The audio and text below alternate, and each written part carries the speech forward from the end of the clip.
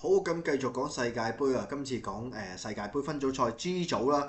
咁 G 組就係由阿根廷啦、阿爾及利亞啦、奧地利同埋約旦組成嘅。咁啊，首先講下阿根廷嘅排名先啦。咁啊，佢如果睇翻喺呢一隊嚟講啊，實力絕對比較提高一線少少啦。咁啊，當然係啲人啊中意美斯啦。咁當然如果喺香港，尤其是喺個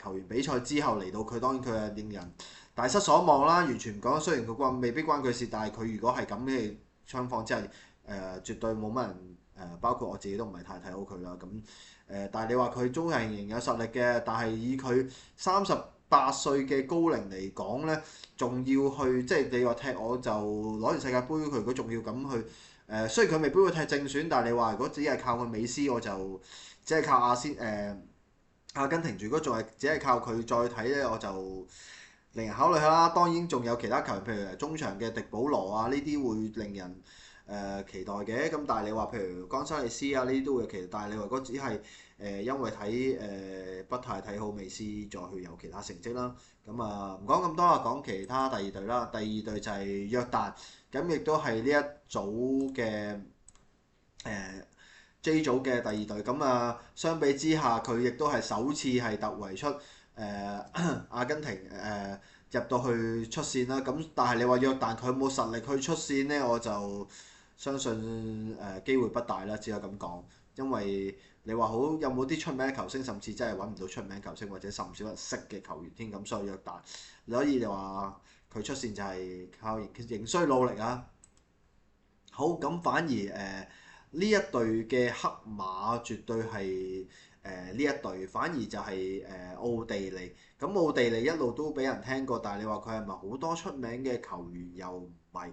咁但係你話睇翻如果記錄嚟講呢，佢反而喺好多嘅頂級聯賽都有球員喺度嘅。咁都翻嚟睇下奧地利真係估佢唔到，反而有喺阿拉巴嘅皇家馬德里踢緊啦。咁又喺雲達不萊梅踢緊嘅馬高費道啦，咁熱刺嘅奇雲丹素啦，有喺多蒙特嘅薩比薩啦，幾個球員有拜仁嘅岡拉特賴馬，真係你話如果睇翻嘅球員好多都喺德甲啊，或者係其他嘅頂級球賽嘅球員都有。咁但係相比之下喺或者就係阿根廷個實力只會真係比較高少少。咁但係如果呢隊我如果喺翻呢一組嚟講，我覺得奧地利如果睇翻真係咁多球員嘅質素，或者如果喺踢翻即係就算係以全部係喺嗰一隊嚟踢後備嘅話，喺呢一隊我覺得第二名出線應該都絕對冇問題。即係如果睇翻咁多真係咁多喺頂級聯賽嘅球隊嚟講。好，咁呢隊嘅呢一組嘅最後一隊就係阿爾及利亞。咁阿爾及利亞就有好多人都唔少不下聽過好多次。咁但係你話係咪真係又好突出？我覺得又普普通通啦。反而真係會睇好奧地利會多啲添。咁阿爾及利亞多嘅只會係睇一個就係球隊嘅馬列斯啦。佢喺曾經喺曼城效力過啦。咁其他，但係你話有冇其他嘅球員再去睇增加到呢？我就反而未太睇到有其他嘅數據出嚟啦。咁所以就話如果喺奧地利同佢呢個，佢除非有機會喺對奧地利嗰場，如果佢有機會贏咗呢，就有好大機會有機會出線。咁但係如果喺決勝就應該係對奧地利嗰場嘅關鍵啦。